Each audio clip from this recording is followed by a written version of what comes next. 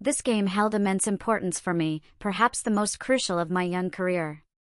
Preparation was key. I'd spent long hours in the weight room and using Cathy's dad's exercise machines, along with rigorous field practice 6 days a week. As a high school senior in Oklahoma, football was serious business, and being an all-conference receiver meant a lot. Our games even outdrew college games back east, or so they said, though I couldn't confirm. Additional bleachers were set up for this traditional Halloween match against our crosstown rivals. Before taking the field, I always glanced at Cathy's picture for luck. Coach teased me about it, but I insisted it brought me luck.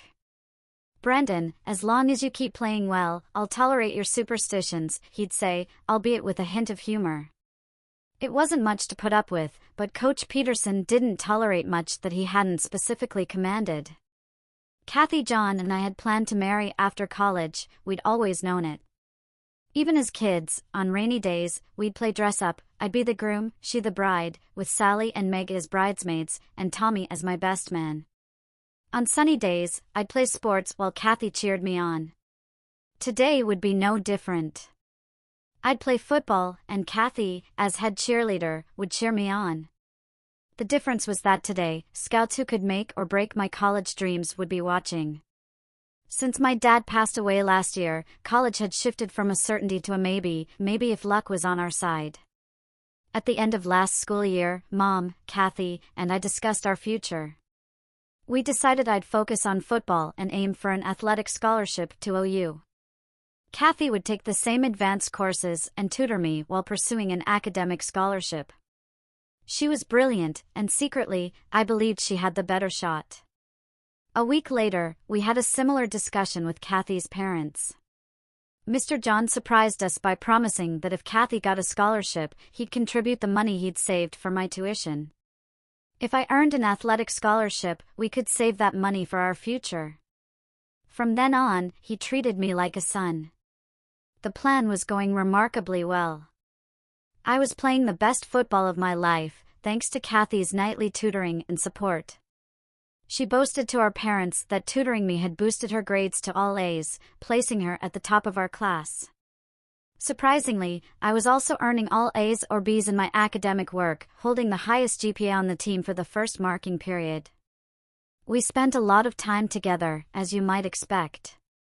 The guys on the team all assumed we were intimate, and frankly, they envied me. Cathy is a striking redhead with dazzling green eyes. There wasn't a guy I knew who wouldn't jump at the chance to date her. Not only is she beautiful, she's also genuinely kind. That might sound like a generic compliment for a girl, but with Cathy, it was genuine. She treated everyone with kindness: kids, underclassmen, our parents, classmates, and me. I told my friends we only kissed and planned to wait until marriage to be intimate, but they didn't believe me. Cathy told her friends the same, but they didn't believe her either. At 6'2", athletic build, with slate gray eyes, rugged features, and long brown hair, I received more than my share of offers from other girls. But Cathy was traditional. She wanted to wear her mother's white wedding gown, and since it meant so much to her, I gladly respected her wishes. Besides, Mom assured me it would make our marriage special and hold deep meaning for us. Just after I assured Cathy of my best effort in today's game, I turned from her picture and felt a sudden sharp pain in my head, followed by a wave of intense dread. It passed quickly, leaving me a bit shaken as I headed out onto the field. After the player introductions and handshakes, we won the coin toss and chose to receive. I noticed Cathy wasn't cheering, which concerned me, but I focused on the game. I figured her mom must have been running late bringing her to the game. It wouldn't have been the first time. We moved the ball downfield with our reliable running game until we reached the 25-yard line. The next play was flawless. I found myself wide open in the end zone, and Murphy, our quarterback, threw a perfect pass to me for the touchdown. I remember catching the ball, raising it triumphantly, and then spiking it. My memories following that are hazy. Everything was white with blurred shadows, but amidst it, I distinctly heard my mother's voice speaking to me. It felt odd, as if I were somehow above her. She expressed her love for me and pleaded for me to wake up. I tried to respond, to reassure her, but I couldn't seem to connect with my voice. I couldn't speak to her. The next time I regained consciousness, the world around me was bathed in a beige glow of light and shadows. Mr. John was in the room with me. I thought Cathy was there too, as he spoke to her just as my mom had spoken to me earlier. Again, I attempted to speak, but once more, I felt strangely disconnected from my voice. I must have blacked out from the effort. Gradually, I became aware of a ceiling above me, my vision clearing. There was something near my face, a grid-like structure. At first, I thought it might be part of my catcher's mask, but my muscles refused to obey my commands to move my head. I tried to lift my arm, but it only moved a few inches before a machine behind me began to emit a high-pitched sound. A nurse entered my field of vision shortly after. "Hello, sweetheart, we're so glad you're awake. Don't try to move or speak, you've had a severe skull fracture. The doctors repaired it weeks ago, but it's still held together with a support, which you see in front of your eyes. Don't worry, your face is unharmed, and you'll be as beautiful as ever. If you understand me, blink your eyes twice." I blinked twice. The nurse smiled and said, "I'll go call your dad and the doctors now. I'll be right outside, pull on your tether if you need me. I'll be back in a few minutes." I was alone for several minutes until a woman in hospital scrubs appeared in my field of vision. "Hello, Cathy, I'm Dr. Perkins. If you understand what I'm saying, blink your eyes twice." Again, I blinked twice, but my mind was swirling with confusion. Why was she calling me Cathy? She continued, "You were in a serious car accident, Cathy. Your skull was badly crushed. We managed to get to you quickly, and fortunately, we had a doctor on staff experienced in treating such injuries. He used advanced adhesives to piece together about 20 fragments of your shattered skull and placed you in that support. There were some complications, but we believe those are behind us now, and we anticipate a full recovery. Do you understand?" I didn't blink immediately as I tried to process her words. "Do you understand, honey? Please blink twice if you do." I blinked twice. "I know this is a lot to take in, but don't worry, you'll be fine. And best of all, there will be no visible scarring, you'll look just as beautiful as before. I have a series of medical questions to ask you now. Blink twice for yes and 3 times for no." She proceeded to examine me, starting from my feet and working her way up, touching, pinching, and asking if I could feel it. I responded yes in most cases until she reached my shoulders and neck. "You have muscle relaxant implants to keep your neck and shoulder muscles calm. We don't want you to accidentally disturb your support, which is why you can't speak. Additionally, you're immobilized in several places, so you won't be able to move much. We may be able to remove the support today, let's keep our fingers crossed, dear." I crossed both my fingers, they felt odd, almost unfamiliar. The doctor smiled, "That's the spirit, Cathy. I'll bring in Dr. Mitchell to check on removing that contraption from your head. We'll have you out of here in no time." Why did she insist on calling me Cathy? I moved my fingers, they felt like Cathy's fingers, smooth, with long nails and delicate bones. It felt like I was dreaming, like I was inhabiting Cathy's body. I closed my eyes and focused on waking up. What was I doing? Oh, right, I had just scored a touchdown. Murphy had thrown a perfect pass to me in the end zone, and then I must have drifted off. The next thing I saw was Mom and Mr. John leaning over me from opposite sides of the bed. They both looked like they had been crying. I smiled at them, and Mom smiled back. Mr. John said, "Thank God, pumpkin." I was so worried I'd never see that smile again. "The doctor says you'll be just fine now." I was still in this strange dream. Someone must have hit me hard after I scored that touchdown. I hoped they'd get penalized heavily for it. Well, I had wished to switch places with Cathy for years. I might as well make the most of it, even if this wasn't exactly what I had in mind. The thought struck me as funny, and I laughed. "Yes, we're glad to see you too. Dr. Mitchell will be here soon, and maybe he'll remove all this hardware." I know you can't talk, so we'll just sit here and wait for the doctor. Mr. John moved to a chair just within my field of vision. Mom sat on the bed and held my hand. It reminded me of when I was little and sick, and I was grateful she stayed by my side. Mr. John got up twice, once for coffee and once for sodas, so I guess several hours had passed. A tall man in surgical scrubs entered, and Mom moved out of my line of sight.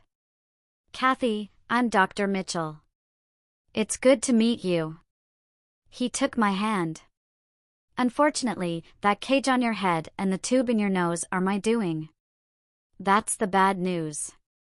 The good news is I can remove them today. Shortly after they're off, you'll be able to speak and move around a bit. If you're ready, I'll take you to the procedure room and we can get started. Squeeze my hand if you're ready. I squeezed his hand firmly. Once in the operating room, Dr. Mitchell explained, Cathy, there are about 30 attachments to your skull and shoulders from this contraption. Removing them is a tedious process, but it's far easier than putting them on. Some are screwed directly into your bones, and those might squeak a bit as I remove them.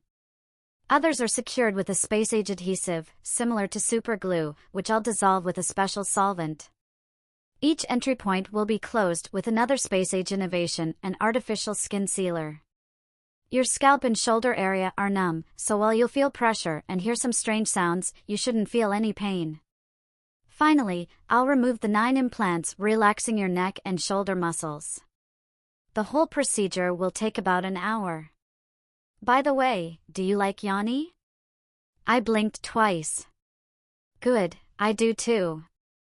Just relax, and I'll take care of everything. Someone started playing Yanni's soothing music, filling the room, and I followed the doctor's instructions.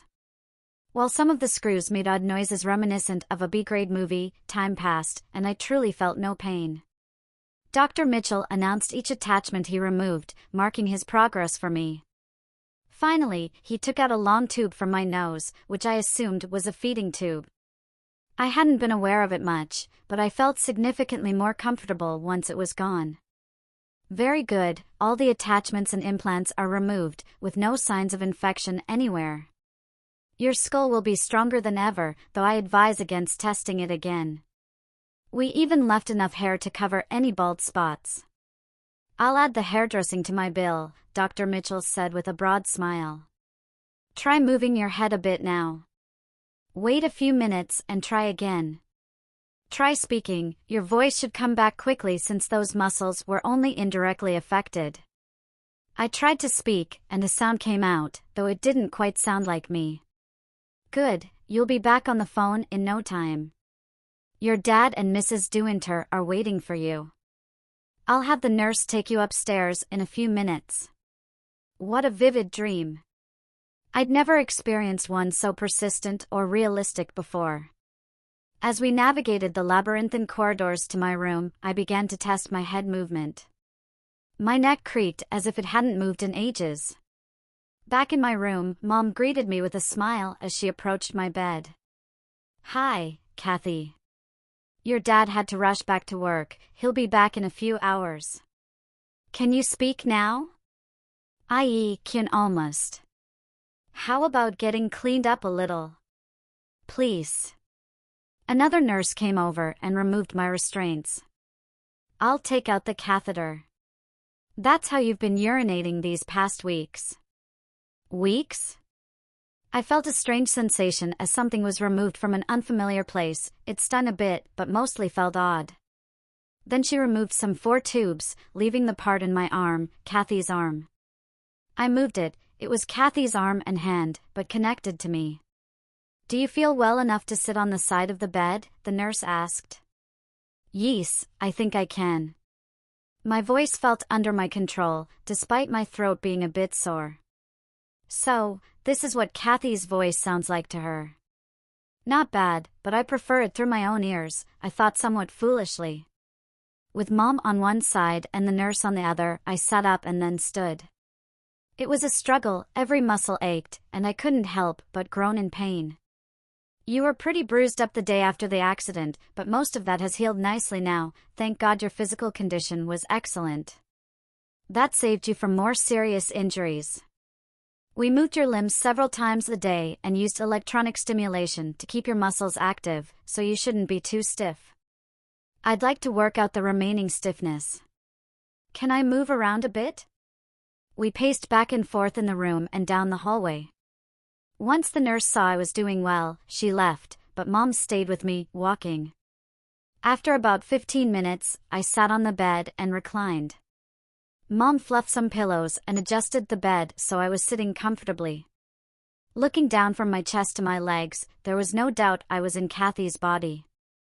Aside from feeling sore in every muscle, I didn't feel all that different from the morning after a game. Everything moved as I expected. Yet, I felt dissatisfied being in an unattractive hospital gown with neglected nails and knowing a bit of makeup would improve my appearance for Dad. The nurse peeked in and then left after pointing out the call button. Mom sat on the bed, holding my hand. "What happened, Mom?" I asked in Cathy's usual voice. I didn't know why I wasn't upset about being in Cathy's body, but understanding what had happened seemed more crucial. There's no easy way to say this. You were in a serious car accident. Do you remember any of it? No, not at all. The last thing I remember is being on the football field. You're confused. They said that might happen after the head injury you sustained. The doctors are eager to test you to see if your brain has any lasting damage. Mom paused, took a deep breath, and continued, "As I said, it was a very bad accident. Your mother was driving, and you were in the passenger seat. A man, who had clearly been drinking at a Halloween party, ran a red light and hit your mother's side of the car. He didn't even try to brake. The police estimate he was going over 50 miles per hour. Your mother didn't survive, and you were severely injured. Mrs. John is dead? Yes, dear. And your father is taking it very hard. I'm afraid you'll need to be very strong for him. Where is Brandon?" I asked with my heart pounding. Tears welled in Mom's eyes. He died playing football. It was a freak accident. Another player tackled him during the Halloween game, and he broke his neck. I'm so sorry to have to tell you. Mom, I don't understand how this could have happened, but it's me, Brandon. Somehow, I'm in Cathy's body. That can't be, Cathy, dear. I've accepted his death, and you don't need to try to make me feel better. But it really is me, I'm Brandon. Mom looked at me as if I were crazy. I pressed on, remember the day Dad died? We had a conversation in the hallway outside your bedroom. I talked for a long while, recounting things only I would know, things Cathy wouldn't have known as close as we were. Mom put her hands up to her mouth and looked at me wide-eyed saying, "My God. I think that I believe you, son, but I don't think you should tell anyone else, they would think that you are crazy. However this miracle happened, it's clear God wanted you to live on in Cathy's body." Cathy was initially pronounced dead at the accident site and brought here. For a time the three of you, Cathy, her mother, and you were side by side in the emergency room. Maybe that was when the magic happened, I don't know. I do know that you were pronounced dead in this hospital after being brought directly from the game. I was there when your body was buried. I think it must be some kind of miracle, even though my rational mind tells me I'm dreaming. I can't undo the way I feel. It feels right for me to be in Cathy's body. I need to get cleaned up before Mr. John comes back, will you help me? Mom helped me into the bathroom and removed my hospital gown. It wasn't much of a mirror, but I looked at Cathy's body, as I had imagined doing so many times in the past. Her body was more beautiful than I had imagined from seeing her in bikinis last summer. She is beautiful, isn't she, Mom? Yes, dear, you are beautiful now. I felt rage, and almost started shouting, "Give me my body back, I can't be a girl." But as soon as I opened my mouth to yell, I felt like I was being kissed. Mom was behind me, so it wasn't her. The kiss took all of the rage from me, and left me feeling very peaceful and mellow. Mom, I feel grungy, let me take a shower. Are you strong enough? I nodded. All right, sit down and let me adjust the temperature. I think lukewarm will be just right. I sat down, wondering at how docile and mellow I felt. It just shouldn't be this way. What a strange dream. Mom stood back from the shower after a minute, with few drops of water beaded on her face. Sure you don't want to join me, you have a good start on a shower. Yes. Get in there, and don't fall down. This is one of my best suits, and I don't want to ruin it rescuing you. I grinned at her as I stepped into the shower, leaving the door open. I washed myself quickly, and although I enjoyed feeling and looking at Cathy's body, it really was as if I was looking at my own body, and not very erotic, especially with Mom standing by in case I felt weak. Finally, I stepped out and Mom started to pat me dry. She had some lotion from the hospital kit and rubbed it into my skin. That felt very good. She had never done that to Brandon. Without thinking, I asked Mom if she had my hairbrush and makeup in the room, and she brought me a small suitcase. Your dad packed this for you the night of the accident, and I brought you a few more things from your room. Cathy's room. Mom stood behind me and carefully brushed my hair out, avoiding the areas with artificial skin. She then put in 2 berets and a scrunchie to hold my long hair back from my face and form it into a ponytail. She said, I always wanted to have a daughter, I hope we can remain close. I kissed her and said, you will always be my mom, and I will always love you. Besides, you were always a second mom to Cathy, and after all, you are here now for her. I'm here as much for her dad as for Cathy, actually. He really fell apart after the accident. It's been rough for him. I don't know where you'll find the strength, but he really needs Cathy's love right now, and to feel that she needs him. Make him feel needed, or he might fall apart. I applied some lipstick and a hint of mascara, lightly used an eyebrow pencil, assessed myself critically, and added a touch of blush. Then I dressed in the nightwear set Dad had picked out. Mom commented, you do that very naturally. Some of Cathy's essence must still be active. Come to bed, and I'll do your nails. As Mom tended to my fingernails and toenails, I marveled at how natural it all felt. Makeup didn't trouble me, and I enjoyed Mom's attention to my nails. Even my chest and rounded hips felt familiar. Despite being sore, I moved with Cathy's fluid grace. Following Mom's advice, I pretended to be Cathy for Mr. John, now Daddy, and it felt entirely natural with him. He was so relieved at my recovery. Did I detect a spark between Mom and Daddy? That didn't sound bad to me at all. Around 9, they departed, but not before Dr. Mitchell paid a visit. He mentioned I could go home the following afternoon if I looked as good in the morning and promised to return for further tests. The nurse dimmed the room lights, and I drifted off to sleep. I found myself floating in a mist that gradually cleared. Hi, Brandon, Cathy greeted me from the bench. Come sit with me.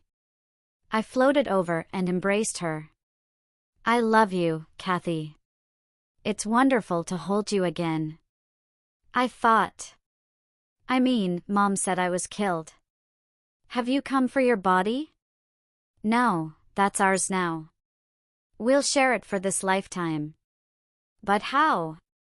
Mom was a white Wiccan witch. She couldn't save her own physical form with her magic, nor could she save both of ours. So, with her dying breath, she cast a spell that caused your soul, as it left your body, to enter mine. My soul was nearly severed from my body, so you'll pretty much control our body while I assist in the background. Mom's spirit has contacted me and shown me where her book of spells is and how to reach out to other white witches. You're not just a girl now, you're also a witch, she chuckled. Mom says our magic will be very powerful. Why didn't you remain in control?